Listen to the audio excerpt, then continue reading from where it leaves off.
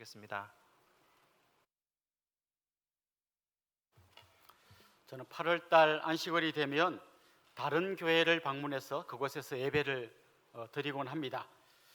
우리보다 정말 잘하고 있는 교회들이 많습니다. 좋은 소문이 난 교회들 찾아가 보면 배울 점이 굉장히 많습니다. 그렇게 하지 않으면 그냥 우물한 개구리처럼 우리가 최고인 줄 착각하면서 살게 되겠죠. 목사만 그런 게 아닙니다. 기업하시는 분들은 잘하는 기업에 가서 뭔가 배우려고 합니다. 나라에서도 마찬가지죠. 잘하는 나라에 가서 뭔가를 배우려고 할 겁니다. 잘하는 것, 좋은 점 이렇게 배워야 합니다. 그런데 동시에 잘못한 점 혹은 실패한 것, 망한 이야기 이런 것에도 우리가 귀를 기울일 필요가 있습니다. 저렇게 하면 망하는구나, 저렇게 하면 실패하는구나. 이런 것을 제일 열심히 하는 학문이 역사입니다. 역사 속에 등장했던 수많은 실패들, 또 수많은 잘못들을 잘 들여다보면 우리가 어떤 길을 가야 할지 깨닫게 되는 거죠. 물론 그 역사학자들마다 다양한 어떤 관점이 있기 때문에 모든 학자들의 말을 다 들을 필요는 없지만 그들이 하는 이야기에 귀를 기울일 필요는 있는 거죠. 로마가 왜 망했는가? 학자들마다 막 수십 가지 그 망한 이유들을 이야기합니다. 그런 이야기 하나하나에 우리가 귀를 기울이다 보면 정말 우리가 눈여겨보아야 할 것들이 보이게 되는 것이죠. 제레드 다이아몬드라고 하는 학자가 쓴 유명한 책이 있습니다. 총균쇠라고 하는 책입니다. 이 책에 보면 스페인의 군대가 남미에 있는 잉카 제국을 어떻게 무너뜨렸는가를 잘 이야기해 줍니다. 스페인의 군대는 168명이었어요. 거기에 맞서서 나온 잉카 제국의 군대는 8만 명이었습니다. 168명이 어떻게 8만 명의 그 군대를 무너뜨렸는가?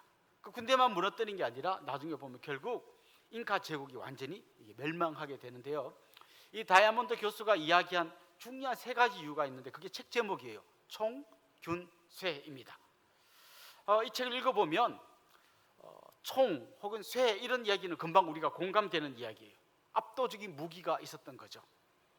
그들이 168명밖에 안 됐지만 거의 비무장 상태로 나온 그 잉카 제국의 군대에 딱 맞닥뜨려 가지고 그냥 총을 한 방 빵 쏘니까 그냥 그 군인들이 혼비백산한 거예요. 한 번도 본 적도 없고 들어본 적도 없는 어마어마한 폭음이 막 빵빵빵빵 터질 때 이 군인들이 정신을 못 차리는 거죠.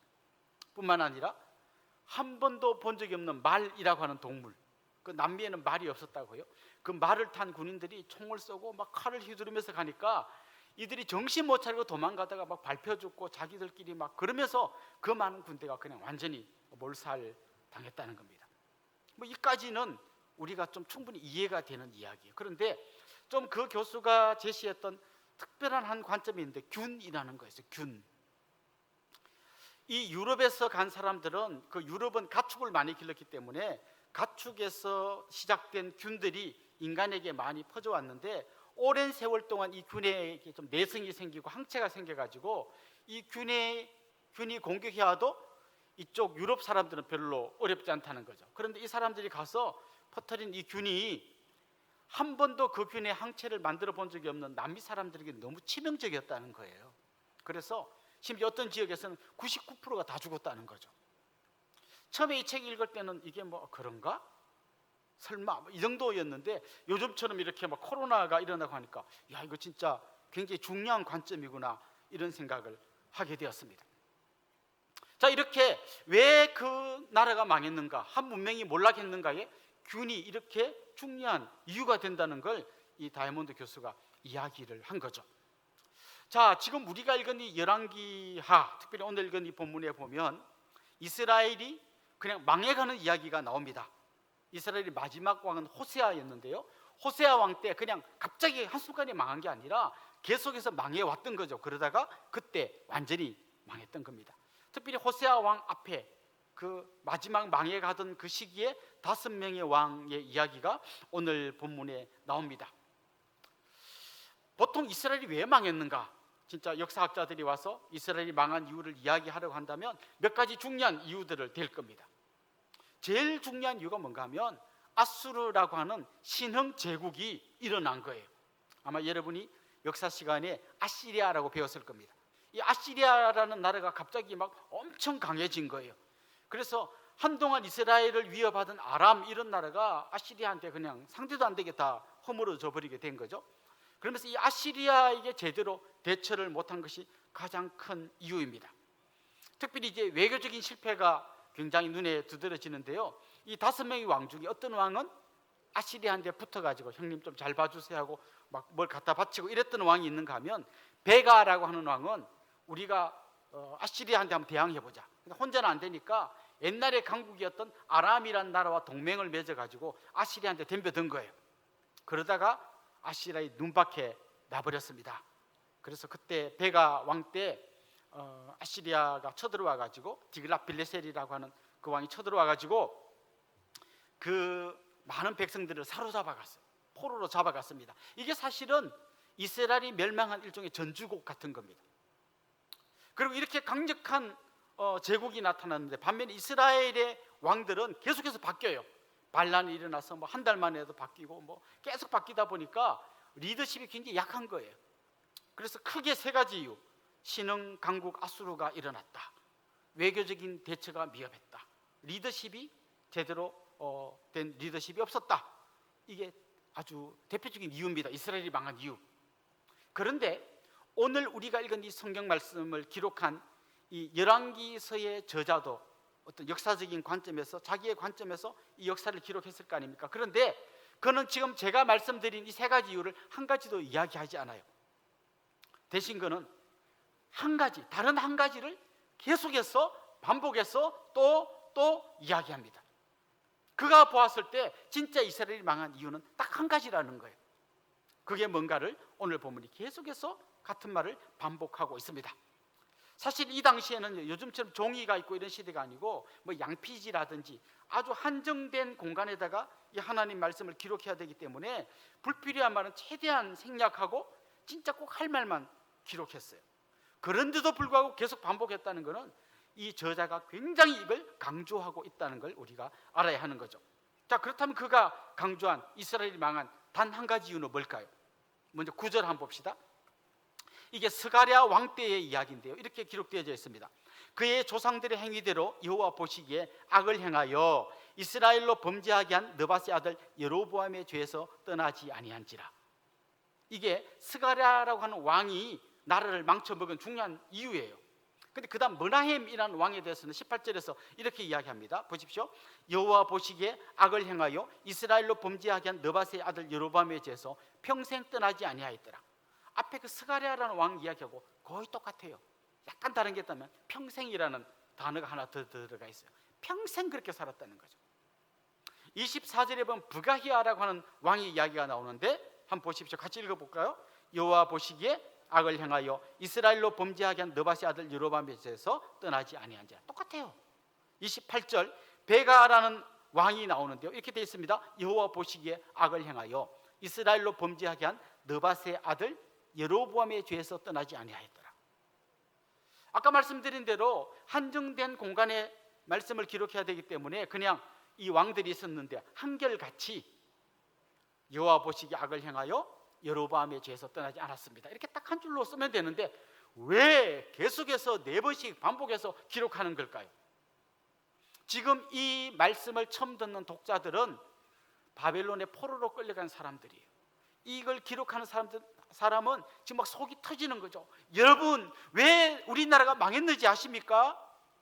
이거 모르시면 여러분 우리에게는 소망이 없어요. 또 나라가 회복된대로 또 망할 거예요. 여러분 이거 꼭 기억해야 됩니다. 정신 차리고 들어야 됩니다. 이게 진짜 이유예요.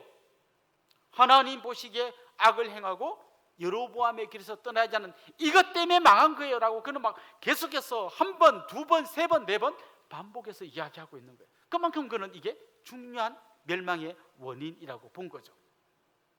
아까 제가 5명의 왕이 나왔다고 했는데 이게 4번 반복됩니다. 그러니까 한 왕만 이 이야기가 빠져 있어요. 살룸이라는 왕인데요. 이 왕은 잘했기 때문에 이런 평가에서 빠진 게 아니라요. 이 왕은 딱 한 달 동안 왕이었어요.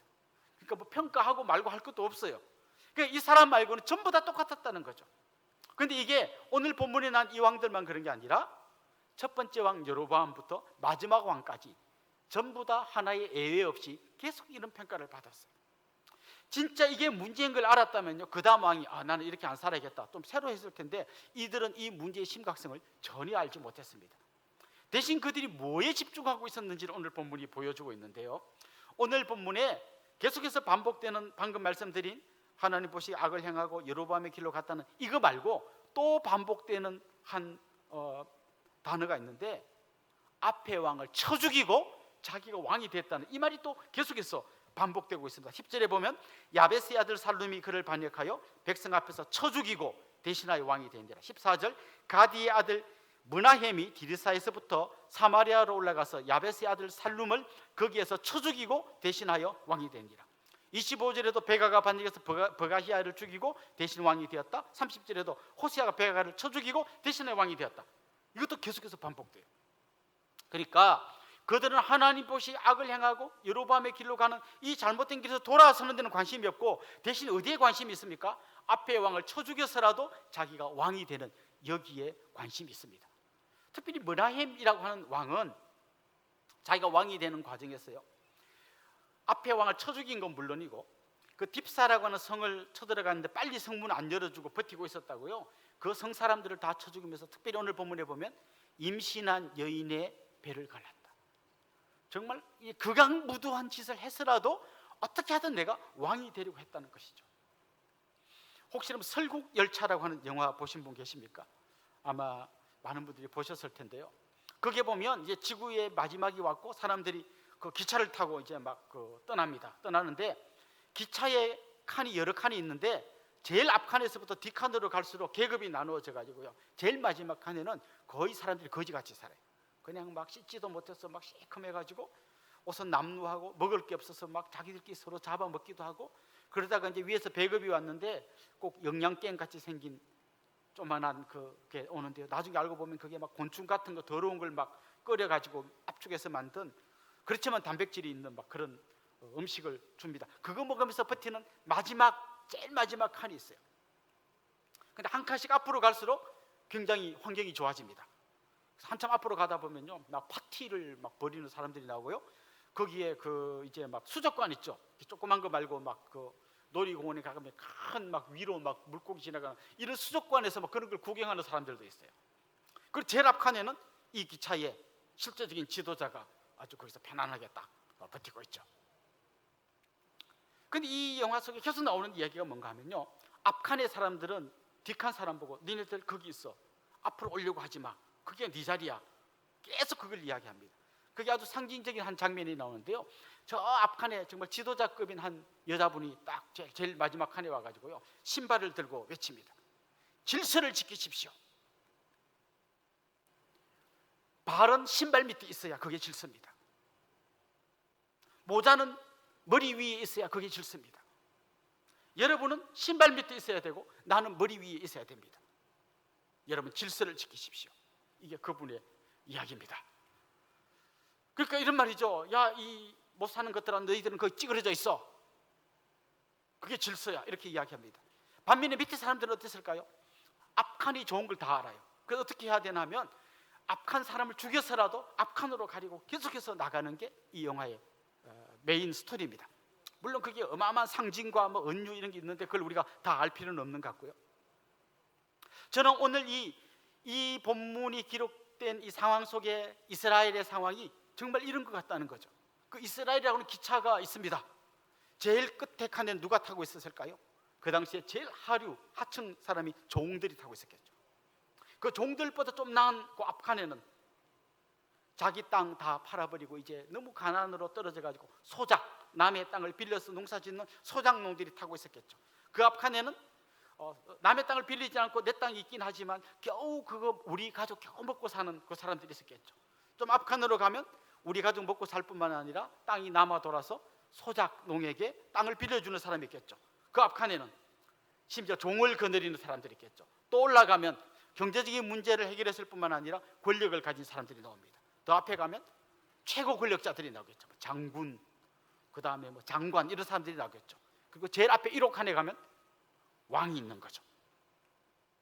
근데 오늘 본문에 보면 2호 칸에 있는 장관이나 장군 이런 사람들이 그냥 그 앞에 1호 칸에 있는 왕을 쳐 죽이고 자기가 1호 칸으로 막 가는 이야기가 오늘 본문에 나옵니다. 그럼 그 사람이 1호 칸으로 가면 2호 칸에 있어야 될 장관이나 장군의 자리가 비면 3호 칸 사람이 또 올라가겠죠. 올라가서 가만히 있으면 되는데 이 사람이 가만히 있지 않고 또 왕을 쳐 죽이고 자기가 1호 칸으로 갑니다. 이 이야기가 계속해서 나옵니다. 계속 앞칸으로 가는 거죠. 남을 쳐 죽여서라도. 오늘 본문은 제일 앞칸에서 어떤 일이 벌어지는가를 보여주지만 사실 뒷칸들도 마찬가지 아닐까요? 어떻게 하든 그 밑에 칸들은 앞칸으로 가려고 정말 애를 쓰고 있지 않겠습니까? 이게 오늘 본문의 이야기예요.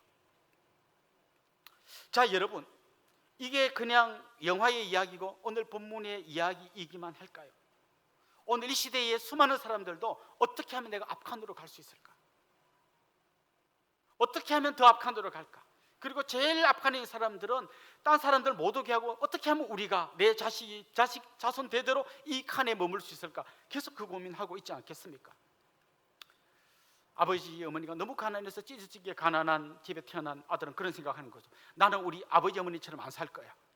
그럼 어떻게 하려고? 나는 죽기 살기를 공부해가지고 앞칸으로 갈 거야. 그래서 막 공부해서 판사 되는 거예요. 막 공부해서 의사가 되는 거예요. 근데 뭐 공부로 되는 사람도 있지만 안 되는 사람은 어떻게 해야 돼요? 주먹이 센 아이들은 그냥 맨날 이걸로 해가지고 조폭두목 되는 거예요. 그럼 뭐 형님하고 뭐 이렇게 되는 거죠. 그 길로 가는 거예요. 또 어떤 사람들은 막 죽기 살기로 돈 벌어가지고 뭐 작은 공장이지 뭐 사장님이 되는 겁니다. 그래서 사장님 되면 끝인가요? 사장님 돼서 보니까 막 자기 위에 자기가 물건 갖다 주는 그 위에 좀 중소기업 사람이 너무 갑질하는 거예요. 걸핏하면 막 가격 후려치고. 그래서 안 되겠다 막 더 열심히 해가지고 그 중소기업을 자기가 사버려. 자기가 중소기업의 사장이 됩니다. 이제 꽤 큰 기업의 사장이 됩니다. 끝일까요? 되고 보니까 대기업에서 또 막 또 갑질하는 거죠. 그럼 대기업 회장이 되면 이제 끝날까요? 대기업 회장님들은 정치인들이 조금 좀 신경 좀 쓰시자면 또 막 또 정신 못 차리는 상황이 옵니다. 그럼 이렇게 안 되려면 딱 한 가지밖에 없어요. 내가 왕이 되는 길밖에 없어요. 근데 여기서 우리 질문을 던져봐야 됩니다. 왕이 되면 행복할까요? 오늘 본문에 보면 므나헴이라는 사람이 왕이 되었어요. 이제 그 앞에 왕 쳐 죽이고 그냥 자기가 이제 최고의 자리에 올라갔어요. 행복했을까요? 딱 왕이 되고 보니까요, 이웃 나라의 강력한 왕이 자기한테 지금 갑질을 하는 거예요. 왕 위에 또 이웃 나라의 강한 나라의 왕이 있는 거예요. 그래서 아수르의 신흥 강국 아수르의 디글랏빌레셀이요 계속해서 이제 막 협박하는 거죠. 막 쳐들어오는 거죠. 그래서 어떻게 했냐면 이 므나헴이 이 위기를 피하려고요, 오늘 성경에 보면 은 1,000달란트를 바쳤어요. 그리고 한 번만 봐주세요. 그래서 비교적 므나헴이 오랫동안 왕위에 있게 되는 겁니다. 그 아수르한테 딸랑거려가지고. 근데 이 은 1,000달란트가 어느 정도의 돈인가 하면 천문학적인 돈 이렇게 말하기에는 부족해요. 그냥 이스라엘에 있는 모든 걸 다 끌고 다 갖다 바친 거예요. 그 당시 아수르에서 노예가 팔리던 가격이 있는데요, 은 1,000달란트면 노예 6만 명을 살 수 있는 돈이에요. 근데 오늘 성경이 이렇게 이야기해요. 그 많은 돈을 어디서 충당했을까? 부자들에게서요 강제로 50세겔씩 강제로 뜯어낸 거예요. 그걸 모아다가 갖다 바친 거예요. 자, 그럼 보세요. 지금 므나헴이라고 하는 왕은 또 자기 앞칸에 제일 앞칸인 줄 알고 왔는데 자기 앞칸에 또 누가 있잖아요. 그래서 거기에 갖다 바치면서 봐주세요 하는 거죠. 근데 갖다 바칠 돈이 모자라니까 다음 칸에서 뜯어온 거죠. 자, 그럼 50세겔씩 뜯긴 이 부자들은 재수없어 하고 그냥 있었을까요? 이 사람들은 또 뜯긴 걸 어디선가 충당했을 거예요. 채찍으로 자기 종들을 때리면서 더 많은 생산량을 높이라고 했거나, 아니면 임대해준 그 소장농들에게 그 임대료를 올렸거나, 어떻게 하든 또 그 다음 칸에서 뜯어냈겠죠. 그러니까 끊임없이 사람들은 앞칸 한 대는 빌거나 싸워서 자기가 차지하거나, 뒷칸 한 대는 누르거나 모독으로 말리거나, 계속 이런 식의 기차가 지금 달려가고 있는 거죠.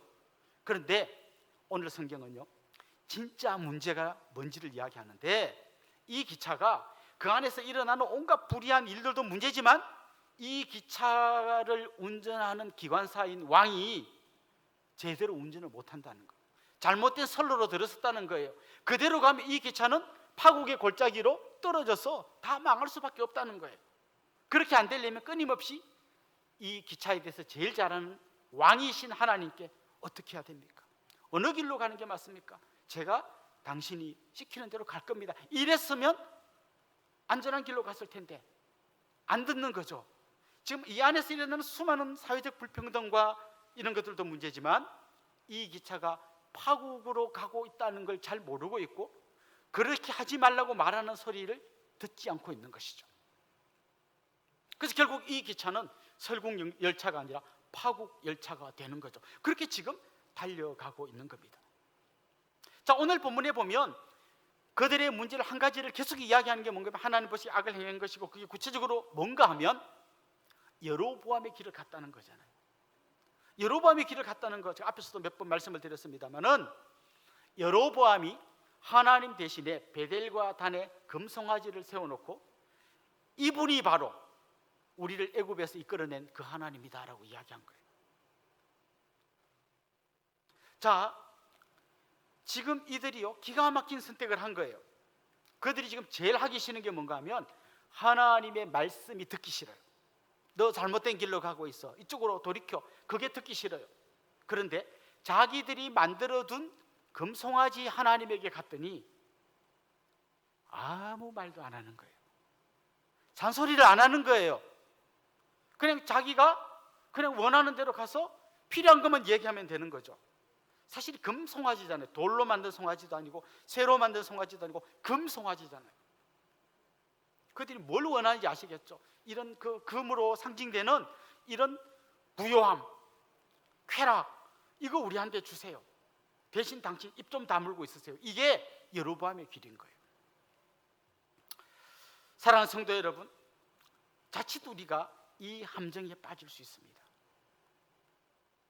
우리가 하나님 말씀을 들을 때요, 정말 너무 순진한 이야기다. 정말 세상을 너무 모르는 이야기다. 정말 나는 듣긴 듣지만 참고만 할 뿐이지 이 말씀대로 나 살 수는 없다. 나는 내 길을 갈 거다. 많은 사람들이요 이렇게 신앙생활을 합니다. 우리 사춘기 아이들 보면 그렇잖아요. 야, 너 빨리 공부 좀 해. 알았어요. 아니 너 왜 알았다면서 안 하냐? 아이, 할 거예요. 계속 안 해. 계속 놀아. 아니, 한다니까요. 그리고 뭐 책 이렇게 한번 보더니 다 했어요. 엄마 막 속 뒤집어지는 거죠. 지금 이스라엘 백성들이요 겉으로는 분명히 하나님을 섬기고 있는 거예요. 막 절기도 지키고 뭐 할 거 다 하는 것 같아요. 그런데 실제로는 하나님의 말씀을 안 듣는 거예요. 귀 기울이지 않는 거예요. 그냥 좀 극단적으로 말하면 하나님 당신은 입 딱 다물고 계세요. 그리고 내가 필요하다 할 때 도 하나 주세요라고 이야기하는 거죠. 이게 바로 여로보암의 길로 가는 것이죠. 어쩌면 우리도 얼마든지 그렇게 살 수 있어요. 뭐 공부해서 뭐 판사 될 수도 없고 주먹질해서 조폭두목도 될 수 없고 사단님도 될 수 없고 그런 사람들이 막 그래도 해보려고 하는 건 뭡니까? 요즘 동학개미에 편성해서 나도 주식 좀 샀는데 하나님 제발 이번 내가 산 주식이 대박나게 해주십시오. 내가 산 부동산이 대박나게 해주세요. 저는 주식 살 돈도 없고 부동산 살 돈도 없어 그저 복권 한 장 샀으니까 이것 좀 제발 1등 되게 해주세요. 그거 말고 내 말 됐고 하나님 조용하시고 빨리 이거나 빨리 내가 요청하는 이 기도나 빨리 들어주세요. 이게 바로 여로보암의 길로 가는 거라는 거죠. 하나님은 계속해서 이야기하십니다. 너희들의 행복은 거기에 있는 게 아니야. 그거 대박 나는 게 너희들의 행복한 길이 아니야. 내가 내 아들 예수 그리스도를 통해서 십자가를 지게 하고 너희들을 살려줬던 것처럼 너희들도 가난하고 소외되고 상처받고 병든 자들을 찾아가서 위로해주고 네가 좀 손해보고 됐고 그런 말씀 좀 듣기 싫고 그 너무 순진한 말이고 그냥 내 거나 잘 풀리게 해주세요. 이게 바로 여로보암의 길이라는 거예요. 클린턴 대통령이 출마할 때 아주 짧게 자기의 그 구호를 만들었습니다. It's the economy, stupid. 이 바보들아, 진짜 문제는 경제라고. 근데 이게 완전히 먹힌 거예요. 지금 우리도 똑같아요. 여러분 어떤 대통령이 제일 훌륭한 대통령이에요? 경제를 살리는 대통령 아닙니까? 그래서 막 이렇게 바꿔도 보고 저렇게 바꿔도 보고 하지 않습니까? 근데 하나님 말씀하시는 거예요. 그게 너희들의 행복을 주는 게 아니야. 정말 너희들의 진짜 문제는 이 기차가 파국으로 가고 있다는 걸 모르고 있는 거야. 너희들이 정말 해야 할 일은 나에게로 돌아오는 거야. 하나님 그걸 계속해서 이야기하고 있는 거죠. 지난주에 그 여로보암 2세가 나왔는데요, 그 시대에 활동했던 아모스라고 하는 선지자가 예언을 했어요. 앞으로 이런 날이 올 거다 예언을 했는데요, 아모스 8장 11절에서 이렇게 예언했습니다. 주 여호와의 말씀이니라. 보라, 날이 이를지라. 내가 기근을 땅에 보내리니 양식이 없어 주림이 아니며 물이 없어 가람이 아니요 여호와의 말씀을 듣지 못한 기갈이라. 사람들은 자기들이 불행한 게 양식이 모자라서, 물이 모자라서라고 이야기하는데, 하나님 말씀하시는 거예요. 너희들이 진짜 힘든 이유는 말씀의 기갈 때문이다. 왜 말씀의 기갈이 찾아왔나요? 하나님 말씀을 안 부어줘서가 아니라 아무리 부어줘도 안 들었기 때문이에요. 이건 비단 북이스라엘만의 문제가 아니었습니다. 이미 우리가 앞에서 살펴본 것처럼 남유다도 똑같았습니다. 요아스라고 하는 아주 좋은 왕이 그야말로 종교 개혁을 일으킨 왕이었지만, 그 여호야다라는 제사장이 죽고 난 다음부터는 그의 마음이 바뀌었어요. 그 스가랴라고 하는 제사장이 와가지고 왕이시여 그렇게 하시면 안 됩니다 했더니 알았어 이렇게 한 게 아니라 돌로 쳐 죽여버렸어요. 더 싫은 거죠. 아마샤라고 하는 왕도요, 선지자가 와가지고 왕이시여 그렇게 하면 안 됩니다 할 때 이렇게 협박했어요. 너 맞기 싫으면 닥쳐라. 맞고 닥칠래 그냥 닥칠래 협박했어요. 지난주에 살펴본 것처럼 우시아 왕도 교만해져가지고 제사장만 할 수 있는 분향하는 일을 자기가 하다가 제사장이 책망하니까 화를 버럭 내죠. 그러다가 나병에 걸린 이야기를 우리가 지난주에 들었습니다. 그 남북할 것 없이 하나님의 말씀의 기갈을 경험하는 거죠. 하나님의 말씀을 듣지 않는 거죠.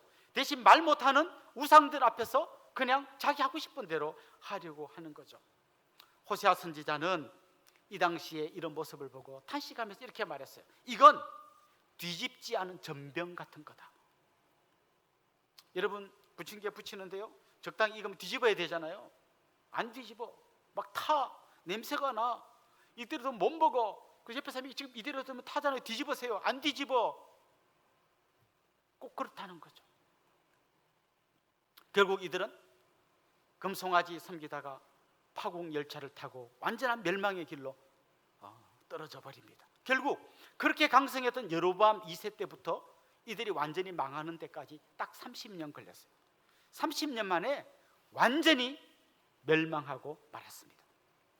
사랑하는 성도 여러분, 오늘 이 본문의 저자는요, 이 본문을 기록한 성령께서는 지금도 안타까운 심정으로 우리에게 말하고 있습니다.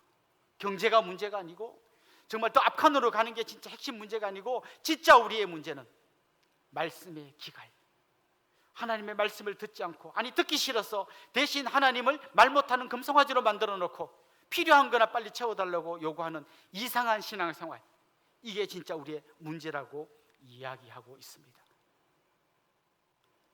사실 오늘 이 말씀을 처음 듣던 첫 번째 독자들, 그들은 나라가 쫄딱 망한 다음에 바빌론의 포로로 끌려가서 이 이야기를 들으면서 진작 말을 들었어야 했다고 뒤늦은 후회를 하고 있을 겁니다. 그런데 우리는 감사하게도 에어컨 틀어놓고 편안한 환경에서 다른 사람의 실패 이야기를 들으면서 깨닫고 있습니다. 한 가지 문제는 이렇게 편하게 들으면 심각하지 않다는 거예요. 아까 말씀드린 알았어, 알았어 너무나 쉽게 넘어갈 수 있다는 거죠. 여러분 정말 뼈 아프게 이 말씀을 들어야 합니다. 오늘 이 저자가 4번씩 반복해서 말하는 이 안타까운 망한 이유를 우리 가슴에 새겨야 합니다. 그리고 이 기차의 방향을 바꾸어야 합니다. 지금도 두 팔 벌리고 기다리고 계시는 아버지 앞으로 나아가시는 여러분들이 될 수 있기를 주님의 이름으로 축원합니다. 기도드리겠습니다.